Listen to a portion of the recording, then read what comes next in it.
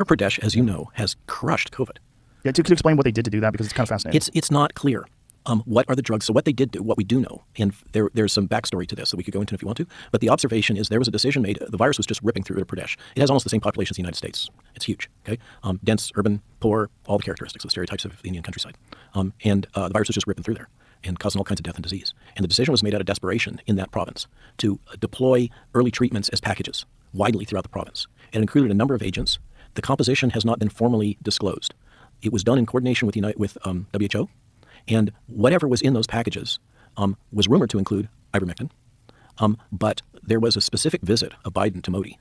And a decision was made in the Indian government not to disclose the contents of those packages that were being deployed in Uttar Pradesh, which they're still there. And Uttar Pradesh is flatlined right now. The rest of the world is yelling about Omicron and hospitalizations. Well, South Africa isn't. But Uttar Pradesh is still flatlined in terms of deaths. So they were visited by someone in the Biden administration? I know there's a meeting between Joe Biden and Modi. And you believe that out of that meeting, they decided? I don't know what they said. I wasn't invited. All I know is that immediately afterwards, there was a decision not to disclose the contents of what was being deployed in Uttar Pradesh. It's so crazy to imagine that in the middle of a pandemic, there's one place, one area of India that's extremely successful in combating the virus, and they're not going to say how they did it.